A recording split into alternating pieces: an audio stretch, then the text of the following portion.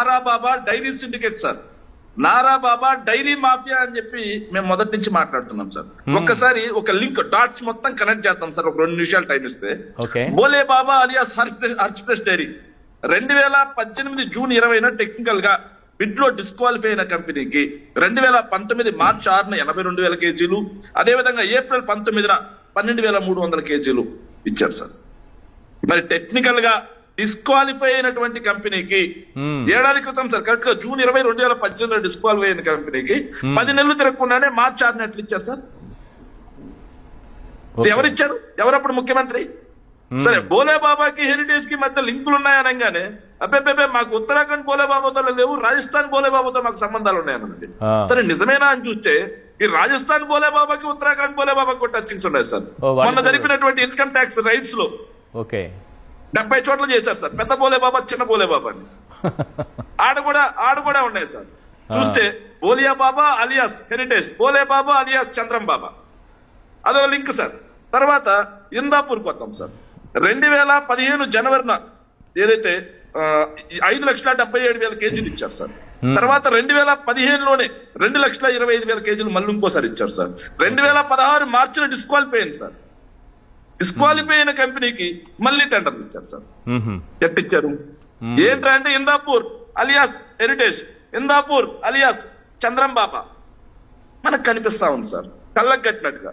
మీ manufacturing unit ని website లో down చేసి మరి ఏదైతే కో మ్యానుఫ్యాక్చరింగ్ యూనిట్ గా ఎందుకు మార్చారు? మీకు సంబంధం లేకపోతే. సో ఆ రోజు 290 రూపాయలకి ఇచ్చిన దాన్ని ఈ రోజు 658 రూపాయలకి ఎందుకు మార్చారు? దోపిడీ కదా.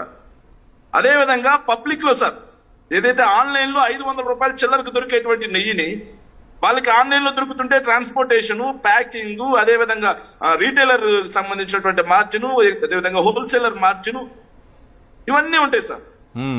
మరి ఇదేం లేదు కదా, డైరెక్ట్ గా ట్యాంకర్లే కదా, మరి తగ్గించేవాళ్ళు కదా, మరి పెంచెట్లిచ్చారు. సో ఇది దోపిడీ కదా, దేవదేవుడు సొమ్ముని దోచుకోవడం కదా. బ్రహ్మం గారు చెప్పింది నిజమే సార్. ఇదే బ్రహ్మం గారు ఏం చెప్పారంటే తిరుమల తిరుపతి దేవస్థానంలో దొంగలు పడతారని చెప్పారు సార్. దొంగలు పడతారంటే అమ్మో దోపిడీ దొంగలు వస్తారేమో అనుకున్నాం కదా. కాదు సార్, ఇలా డైరీల రూపంలో వెంకటేశ్వర స్వామి సొత్తును దోచుకునే దొంగలు పడతారంట సార్. ఇది సార్ నిజమైన దొంగలు, బ్రహ్మం గారు చెప్పిన దొంగలు సార్. ఇక సార్ అది దాంతో ఆగలేదు సార్.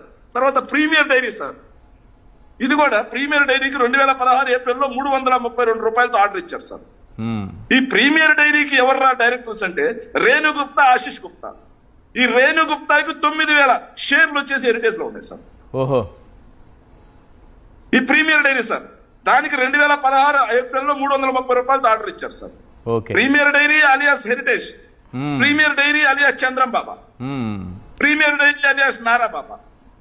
ఎస్, ఇంకోటి సుఖీ ఆగ్రో సార్, 2014-19 మధ్య చేసినాయి సార్. ఇంకోటి సుఖీ ఆగ్రో 2016లో సుఖీ ఆగ్రోకి కేజీ 285 రూపాయలతో టెండర్ ఇచ్చారు సార్, ఆర్డర్ ఇచ్చారు. సో ఈ సుఖీ ఆగ్రో ఎవరిదా అంటే ఇప్పుడు మీరు హెరిటేజ్ డైరీ అని కొట్టు చూడంగానే మీకు మిల్కీ ఫ్రెష్ ఫుడ్స్ అని కనిపిస్తుంది సార్. ఆ మిల్కీ ఫ్రెష్ ఫుడ్ అనేది రూపాంతరం చెందినటువంటి సుఖీ ఆగ్రో సార్. ఈ సుఖీ ఆగ్రో డైరెక్టర్ ఎవర్రా అంటే, సుఖీ ఆగ్రోకి సంబంధించినటువంటి డైరెక్టర్ ఎవర్రా అంటే నందకిషోర్ అట్టల్ సార్. ఈ నందకిషోర్ అట్టల్ అనే అతను ఈ సుఖీ ఆగ్రో అనేది బ్యాంకరప్ట్ లో ఉంది, ఫ్రాడ్ లో ఉంది, ఎంక్వైరీలో ఉంది సార్. దానికి వీళ్ళు టీటీడీకి నెయ్యి కట్టబెట్టారు సార్. అప్పుడు ఎందుకు కట్టబెట్టారంటే సార్, ఆ సుఖీ ఆగ్రో అనే దాన్ని ఎందుకు తీసుకొచ్చారంటే ఆ టైంలో ఇందాపూర్ అనేది డిస్క్వాలిఫై అయింది సార్.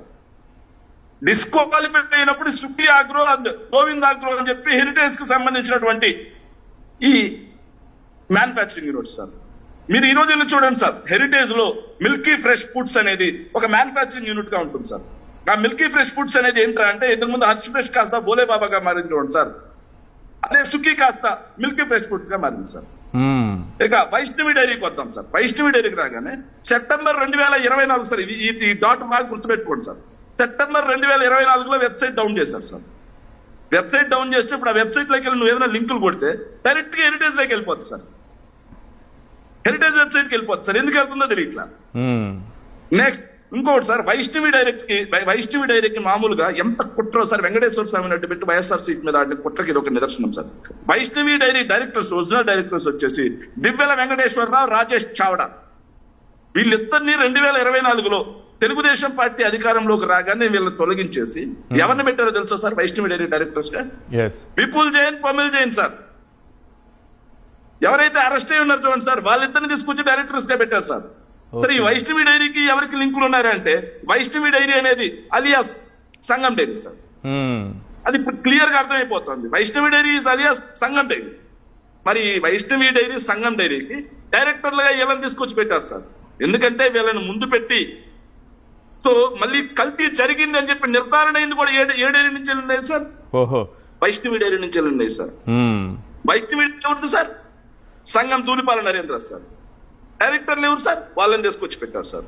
మొత్తంగా కల్తీ అయి రిజెక్ట్ అయిన నెయ్యిని ఒక కుట్ర ప్రకారం వైఎస్ఆర్ కాంగ్రెస్ పార్టీ మీద బుర్ర చల్లాలి. మన సిట్ ఉంటుంది, మన సిట్ అంటే సిట్టు, స్టాండ్ అంటే స్టాండ్, మనం ఏది రాసిస్తే అది రాసి సంతకం పెట్టే సిట్ ఉంటుంది అన్న ఒక దురుద్దేశంతో వైష్ణవి డైరీ ద్వారా తిరుమల తిరుపతి వెంకటేశ్వర స్వామి మీద ఆడిన రాజకీయ క్రీడ సార్ ఇది.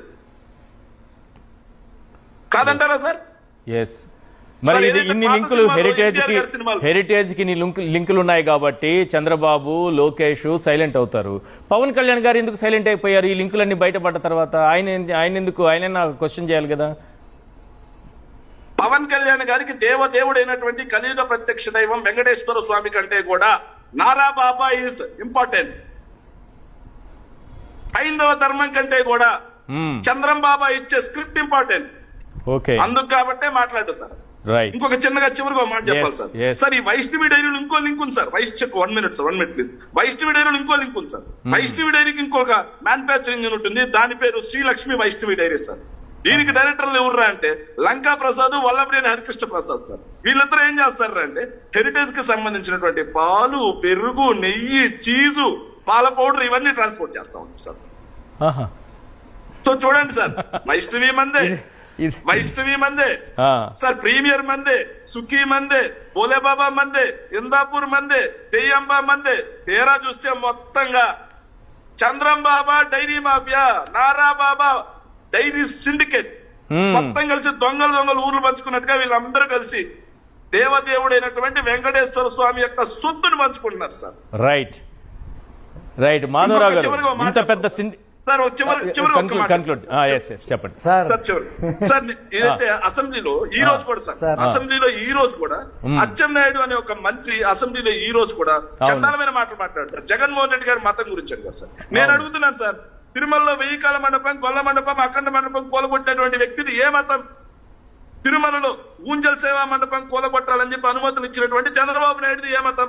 తిరుమలకి ఏదైతే నిత్య కైంకర్యాలని అనునిత్యం వీక్షించేలా ఎస్టీబీసీ ఛానల్ తెస్తే దాన్ని వ్యతిరేకించిన వ్యక్తిది ఏ మతం? తిరుమల 7 కొండలను 2 కొండలు చేస్తా, జీవోఎంఎస్ నెంబర్ 746 ని రద్దు చేస్తా అన్న వ్యక్తిది ఏ మతం, ఏ ధర్మం?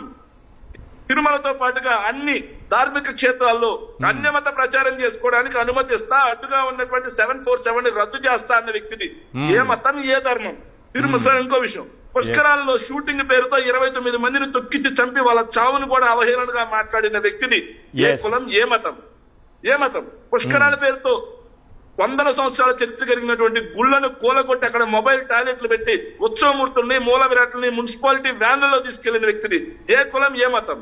రాజకీయం కోసం కుట్రతో తిరుమల తిరుపతి వెంకటేశ్వర స్వామి యొక్క పవిత్రమైన యొక్క లడ్డు యొక్క ప్రతిష్టతని దిగజార్చిన వ్యక్తిది ఏ కులం, ఏ మతం?